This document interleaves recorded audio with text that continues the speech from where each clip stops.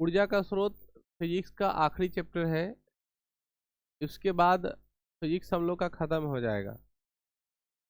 ऊर्जा का स्रोत को अंग्रेजी में कहते हैं सोर्स ऑफ एनर्जी। जैसा कि आपको पता है, ऊर्जा जो है वो कार्य करने की क्षमता है। इसका ऐसा ही मात्रा क्या होता है? जूल होता है। मुख्य रूप से ऊर्जा दो तरह की होती है, एक स्थितिज ऊर्जा, दूसरा गतिज ऊर्जा। स्थितिज ऊर्जा का फार्मूला होता है पीई यानी पोटेंशियल एनर्जी बराबर mgh, जबकि काइनेटिक एनर्जी यानी गतिज ऊर्जा का फार्मूला होता है हाफ mv²। ये हम लोग पढ़ चुके हैं।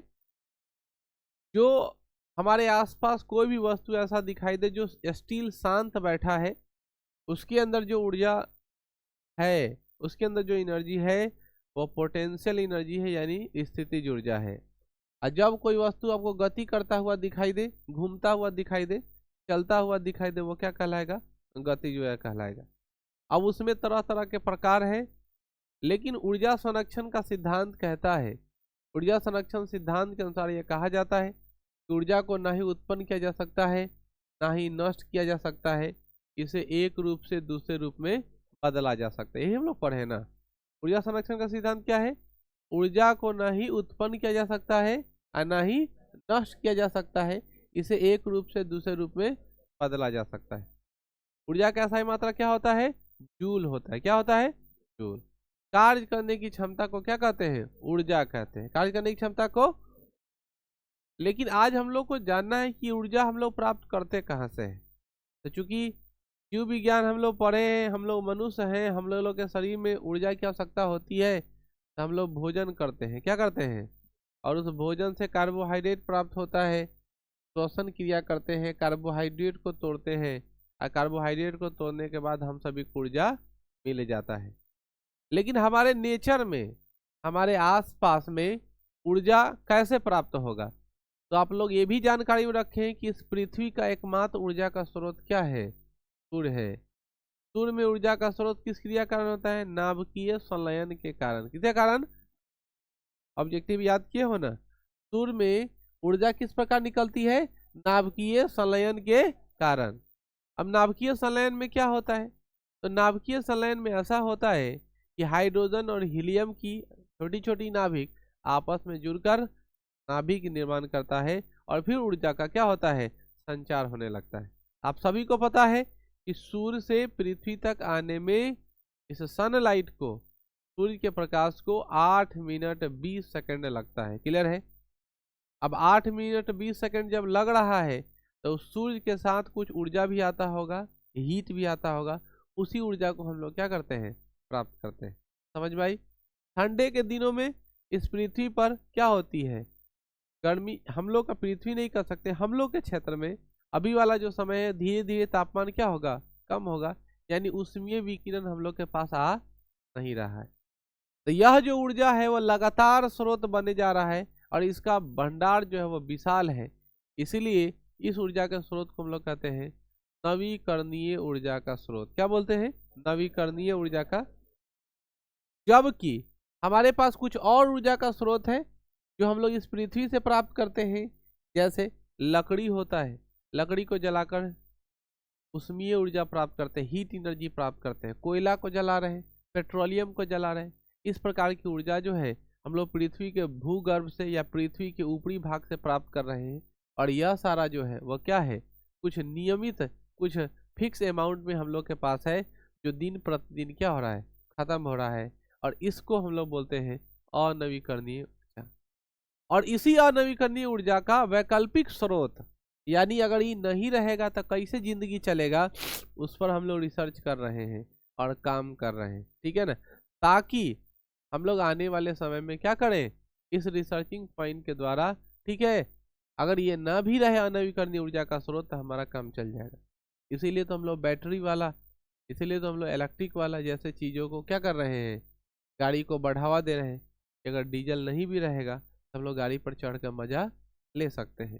वो अलग बात है कि वह फिर चार्ज बिजली से होता है, और फिर बिजली का उत्पादन कोयला से होता है। और जब कोयला ही नहीं रहेगा तो बिजली उत्पादन नहीं होगा। तो फिर उसके लिए हम लोग सोलर के तरफ बढ़ रहे हैं कि सोलर प्लांट लगाएंगे और फिर वहां से ऊर्जा उत्पादन करेंगे। जल विद्युत तैयार करेंगे, वहां से बिजली उत्पादन करेंगे। बात समझ में आई? लेकिन काम चल रहा है कि सारे समस्याओं का क्या हो पाए, निदान हो पाए। काम की बात यहाँ क्या कहता है जो आज हम लोग चैप्टर में शुरू कर रहे हैं, विभिन्न प्रकार के मशीनों तथा घरेलू युक्तियों को चलाने के लिए ऊर्जा की आपूर्ति जिस स्रोत से की जाती है उसे क्या कहते हैं, ऊर्जा का स्रोत। जिस विभाग से तमाम मशीनों को चलाने के लिए ऊर्जा की पूर्ति की जाती है उसे क्या कहेंगे, ऊर्जा का स्रोत। जैसे कोई डीजल से चलने वाला है तो ऊर्जा का स्रोत उसका डीजल है, कोई पेट्रोल से चलने वाला है, कोई सोलर से चल रहा है, कोई कोयला से चल रहा है। तो जो मशीन जिससे चलने वाला हो और उसको लेकर के पूर्ता करते हैं उसके लिए वो क्या है, ऊर्जा का स्रोत है। हम राइट। आगे क्वेश्चन कहता है कि ऊर्जा विभिन्न स्रोतों का नाम बताइए। तो आपको तो पता है कि ऊर्जा के विभिन्न स्रोत क्या क्या है, जैसे जल है, क्या है, दूसरा है हवा। जानते हो ना, हवा से भी ऊर्जा उत्पादन होता है जिसको पवन ऊर्जा कहते हैं। बताइए पवन ऊर्जा चलाने के लिए, पवन चक्की चलाने के लिए हवा की स्पीड मिनिमम कितनी होना चाहिए, 15 किलोमीटर प्रति घंटा की रफ्तार से अगर हवा चल रही है तो ठीक है ना, तथैया हो सकता है। अरे पवन चक्की उसी में तो देखने को हमको मिला था, पहली बार फिल्म निकला था हिम्मत वाला। हिम्मत वाला में हीरोइन डांस कर रही थी, चारों तरफ पवन चक्की बड़ा बड़ा चल रहा था और गाना चल रहा था, तथैया हो, है ना। आप लोग भी देख लीजिएगा, पवन चक्की उधर दिखाई दे। हीरोइन को देखने की बात नहीं कर रहे, पवन चक्की की बात कर रहे, ठीक है। तो हवा से भी, कोयला से भी। कोयला कितने प्रकार के, कोयला कितने प्रकार के, 4 प्रकार के। कोयला कितने प्रकार के, पहले कोयला का नाम एंथ्रासाइट, दूसरे का बिटुमिन, तीसरे का लिग्नाइट, और चौथा पिटा नहीं रहा है तो कैसे चौथा याद रहेगा, इसीलिए चौथा को भी याद रखो, पीट कोयला। कौन कोयला, हाँ। अगला है पेट्रोलियम। आप सबको पता है पेट्रोलियम गहरा भूरा रंग का एक पदार्थ है जिसके प्रभावी श्रवण करने से अलग अलग प्रकार के हम लोग को क्या मिलता है, ऊर्जा के स्रोत मिलते हैं, जैसे डीजल, केरोसिन, पेट्रोल, पैराफिन मोम, स्नेहक तेल, एस्फाल्ट, उसके अलावा सीएनजी, उसके अलावा एलपीजी। समझ रहे हो ना, ये सब हम लोग को मिलता है किससे, पेट्रोलियम से। प्राकृतिक गैस, ये सब कौन सा स्रोत है, वो ऊर्जा का स्रोत है। सूर्य की उपस्थिति में हरे पेड़ पौधे किस प्रक्रिया द्वारा अपना भोजन बनाते हैं। तो बायोलॉजी में है पढ़े हुए बहुआ, बहुत पुरान सवाल है कि पेड़ पौधे जो खाना बनाते हैं उस प्रक्रिया को हम लोग क्या कहते हैं, प्रकाश संश्लेषण की प्रक्रिया करते हैं, प्रकाश संश्लेषण की प्रक्रिया कहते हैं। अच्छे ईंधन का उष्मीय मान क्या होता है। देखो कोई भी अच्छा ईंधन कैसे होगा पहले ये समझो। अच्छा ईंधन, आदर्श ईंधन, उत्तम ईंधन इक्वल टू बराबर, सब बराबर है। कोई बोलेगा अच्छे ईंधन की विशेषता बताएं, कोई बोलेगा उत्तम ईंधन की विशेषता बताएं, कोई बोलेगा आदर्श ईंधन की विशेषता बताएं, तमाम तरीके का बात बोलेगा। आप समझ जाइए, जो कम जले ज्यादा उष्मा दे, पहला बात, जो कम जले ज्यादा उष्मा दे। दूसरा, जो आसानी से मिल जाए, जिसका रख रखाव यानी भंडारण बहुत अच्छा हो, जो जलने पर धुआं न देता हो, जो जलने पर धुआं न देता हो। सबसे इंपॉर्टेंट बात, जो सस्ता उपलब्ध हो। क्या हो, ये सब जो लक्षण जिसमें दिखाई देगा वो क्या कहलाएगा। कल्पना करो लकड़ी और गैस में क्या है, लकड़ी का जब किचन होता है तब पूरा एकदम काला किचन होगा। दूसरा बात, जलावन रखने के लिए एक अलग स्टोर बनाना पड़ेगा, साफ सफाई नहीं दिखेगा। जबकि सिलेंडर है, कितना साफ सुथरा रहता है, एकदम साफ सुथरा किचन बनाते हैं, जलता है। ये छोटा सा किचन, बैगी टाइप का आपका किचन है, उसी में लटक लटक के खाना बना रहे, सब साफ सुथरा। कल्पना करो कि अगर नहीं होता गैस सिलेंडर, अगर गैस सिलेंडर नहीं होता फिर क्या होता, फिर इतने छोटे छोटे जगहों पे तो घर बनाना मुश्किल होता, फिर खाना बनता पूरा घर में धुआं धुआं होता, ठीक है ना। अब गैस सिलेंडर से भी लोगों को परेशानी होने थे, इलेक्ट्रिक वाला बना दिया है, जहाँ रखने की भी जरूरत नहीं है, बोर्ड में लगा हुआ बटन टिप रहा है, खाना बन रहा है, फिर बटन टिप ऑफ, और का सिलेंडर जगह लेने का जरूरत नहीं है। तो वहां तो और ज्यादा धुआं नहीं, उसमें तो दिखाई नहीं देगा कि जल रहा है कि नहीं जल रहा है। आप हर वाले जाइएगा, छुइएगा, पता चला बाप रे तो बड़ी दिक्कत में। इंडक्शन देखे हो ना, इंडक्शन में धार निकलते हुए रहता है, देखते हो, सीधे सामान रखो, तक देर बाद अपने गर्म आ जाएगा। और ये क्या हो रहा है, नीचे से कोई धार फ्लेम निकल ही नहीं रहा है, तो वहां तो धुआं उठने की कोई संभावना ही नहीं है। ठीक है, ऊपर से भंडारण करने की भी कोई समस्या नहीं है कि सिलेंडर संभालना है, वहां तो इलेक्ट्रिसिटी है। तो कहने का मतलब हम लोग बहुत आगे बढ़ चुके हैं। ठीक है ना, और हम लोग लगातार आदर्श ईंधन की खोज कर रहे हैं। ठीक है, तो आदर्श ईंधन, अच्छे ईंधन का उसमें मान क्या होगा, ज्यादा होगा, अधिक होगा, कम जलेगा। आम भाषा में कह सकते हैं छोटा पैकेट बड़ा धमाका।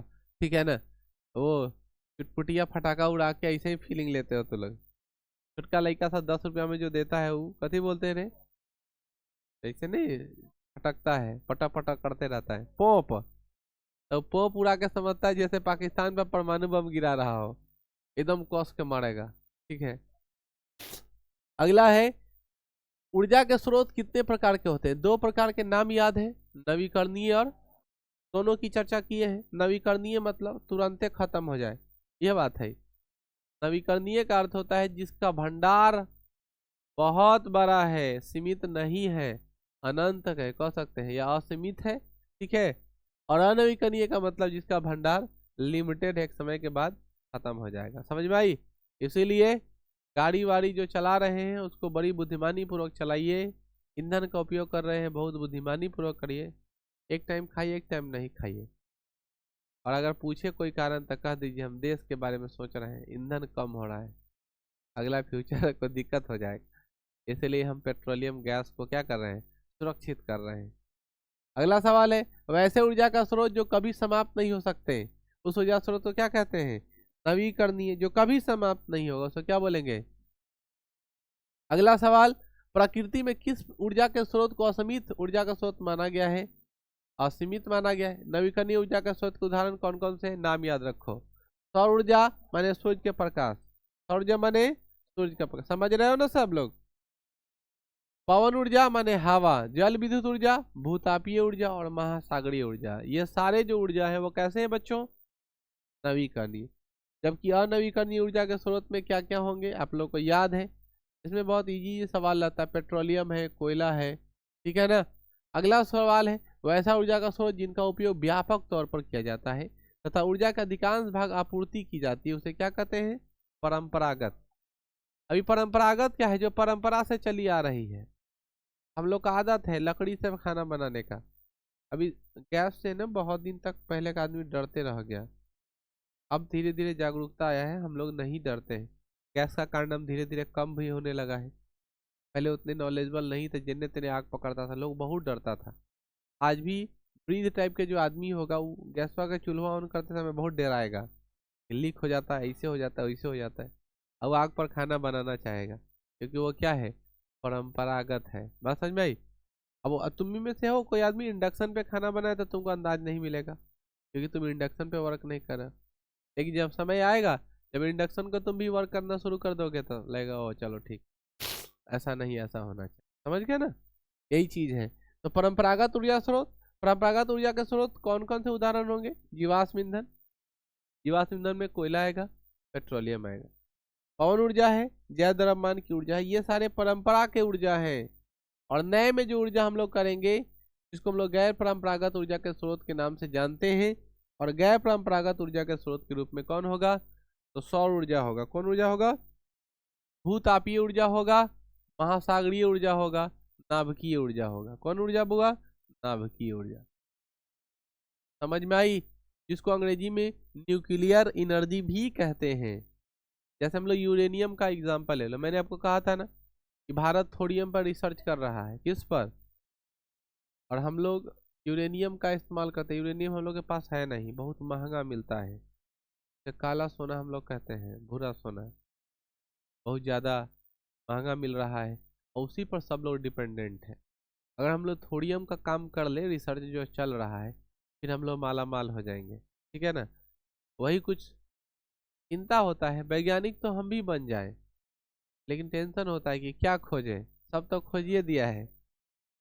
थोरियम का मामला है ताज़ा, आप लोग रिसर्च करिए, कोई उपाय लगाइए। ठीक है ना, और अपने आप को बहुत बड़ा वैज्ञानिक सिद्ध करिए। क्या खोजे हम, सब सामान आ गया, निकाल दिया। पहले बहुत लेट हमारा जन्म हुआ ना, नहीं तो हम भी कुछ खोज करते।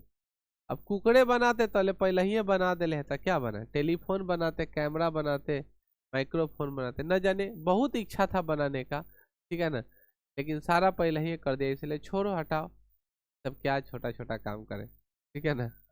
अगला सवाल पेड़ पौधे और जंतुओं के अवशेष करोड़ों वर्ष तक पृथ्वी के अंदर दबकर ऑक्सीजन की अनुपस्थिति में अधिक ताप और दाब के कारण ईंधन में परिवर्तित हो जाते हैं।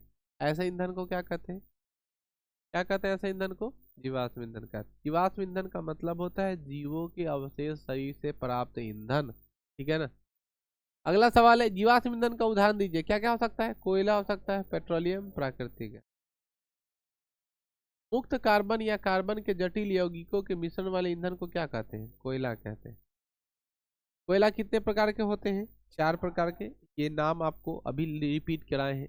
कौन कौन कोयला है, एंथ्रासाइट, बिटुमिनस, लिग्नाइट और पीट कोयला। पीट कोयला सबसे घटिया है, एंथ्रासाइट सबसे अच्छा है।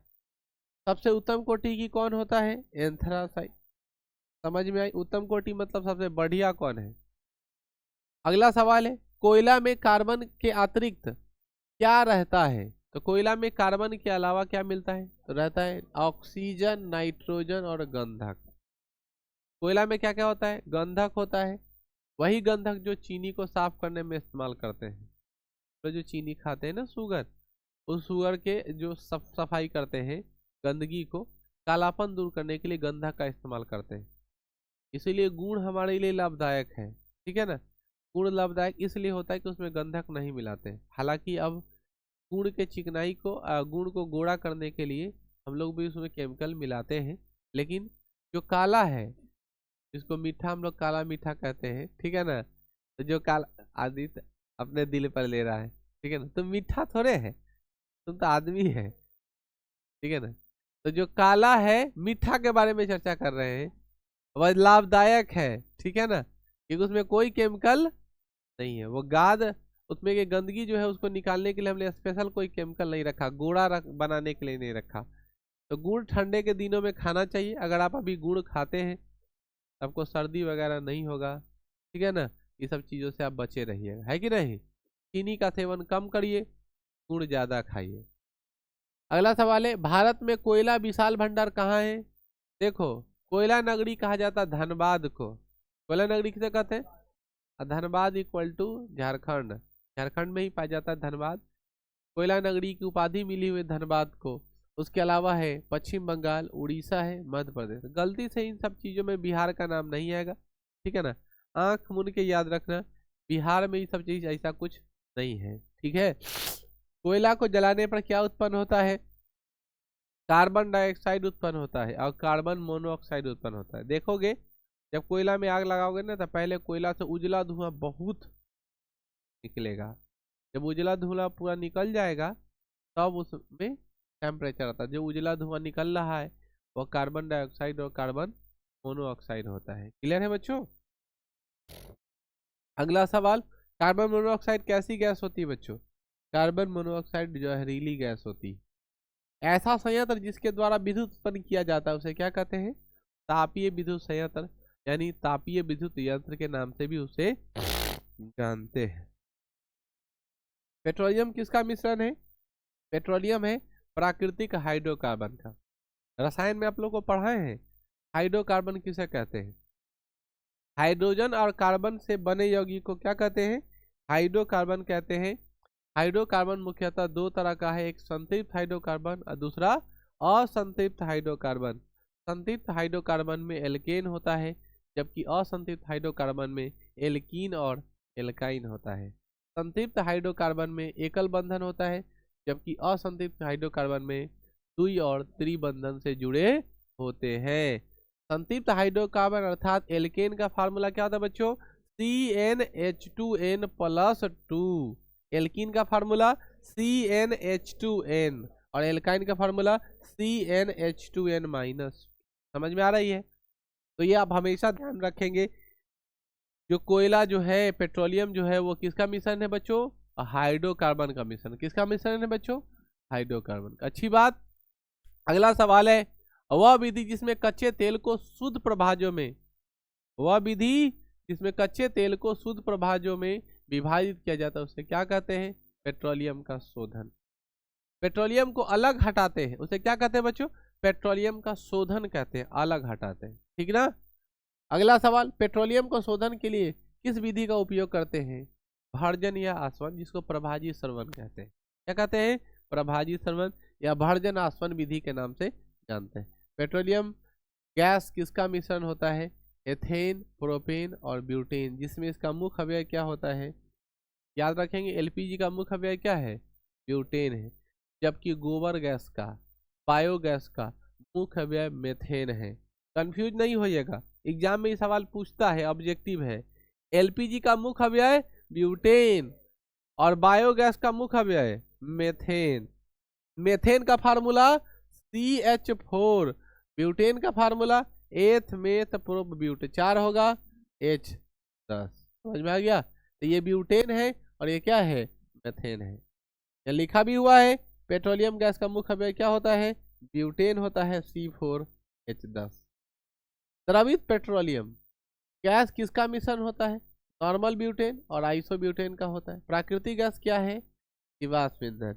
प्राकृतिक गैस किसका मिश्रण है? मेथेन का, एथेन का, प्रोपेन का। प्राकृतिक गैस का मुख्य अवयव क्या होता है? मेथेन। आगे बढ़ते हैं। सीएनजी का पूरा नाम कंप्रेस नेचुरल गैस, याद है। संपीड़ित प्राकृतिक गैस का उपयोग किसमें करते हैं? वाहनों में करते हैं। आजकल देखते हो सीएनजी बाइक भी आ गया है। सीएनजी आ गया है ना बाइक, उससे पहले सीएनजी ऑटो आया था, सीएनजी 4 व्हीलर आ गई थी, ठीक है ना। अब सीएनजी बाइक भी आ गया है। एक गैस का सिलेंडर रहता है, उसके अंदर हम लोग जाते हैं, सीएनजी गैस भरवा लेते हैं और उसी से चलते रहते हैं, ठीक है ना, स्पीड चलेगा। सीएनजी इंजन मजबूत नहीं होता है, इसीलिए उस पर ट्रक अभी बनाना इम्पॉसिबल है। हाँ ठीक है, ट्रक बना देगा, ओवरलोड हो जाएगा, दांत चियार देगा रास्ते में, लेकिन उस पर रिसर्च चल रहा है, व्यवस्था करेगा, ठीक है। ट्रक को पेट्रोल इंजन क्यों नहीं बनाया? पेट्रोल इंजन और डीजल इंजन में क्या होता है? डीजल इंजन ज्यादा मजबूत होता है, पेट्रोल इंजन कमजोर होता है। बात समझ में आई? तो छोटा छोटा कार देखना पेट्रोल इंजन रहेगा, लेकिन जैसे ही थोड़ा बड़ा गाड़ी लोगे, मजबूत गाड़ी लोगे, तो वो डीजल बना देगा। बात समझ में आई? क्योंकि पेट्रोल इंजन उतना ज्यादा सक्सेस नहीं जितना ज्यादा सक्सेस डीजल इंजन है। समझ में आ गया? यूरिया दूसरे चीज के लिए डाला जाता है, यूरिया से ईंधन थोड़े चलता है। अगला है, संपीड़ित प्राकृतिक गैस से कम प्रदूषण होता है, कार्बन डाइऑक्साइड से उत्पन्न करता है, उसे खतरे की सूचक क्या होती है? हरितगृह प्रभाव। सल्फर डाइऑक्साइड को कम करने के लिए क्या होता है? अम्लीय वर्षा। सल्फर डाइऑक्साइड वायुमंडल में कम करने के लिए उत्तरदायी कारक क्या बनेगा? अम्लीय वर्षा होगी, वायुमंडल में सल्फर डाइऑक्साइड की मात्रा क्या हो जाएगी? समय से कम होता रहेगा। अगला सवाल, बहते हुए जल में कौन सा ऊर्जा? गतिज ऊर्जा, पढ़ाए हैं ना। जो चलेगा, जो दौड़ेगा, उसमें कौन ऊर्जा? गतिज ऊर्जा। जो रुका है, स्थितिज ऊर्जा, ठीक है ना। तो यहाँ पे कौन ऊर्जा है? गतिज ऊर्जा है। ये कौन ऊर्जा है? टरबाइन के द्वारा। जल विद्युत संयंत्र किसके द्वारा तेजी से घूमने लगते हैं? टरबाइन के द्वारा। जल विद्युत ऊर्जा होती है, कैसी होती है बच्चों? प्रदूषण रहित। पेड़ पौधे तथा जानवरों के शरीर में निहित जैव को क्या कहते हैं? जैव मात्रा या बायोमास कहते हैं। क्या कहते हैं? जैव मात्रा। ये रहने देते हैं इतना ही, के बाद हम लोग कल करें। अभी उन लोग का एग्जाम है ना, तो थोड़ा देर भी रुक नहीं सकते।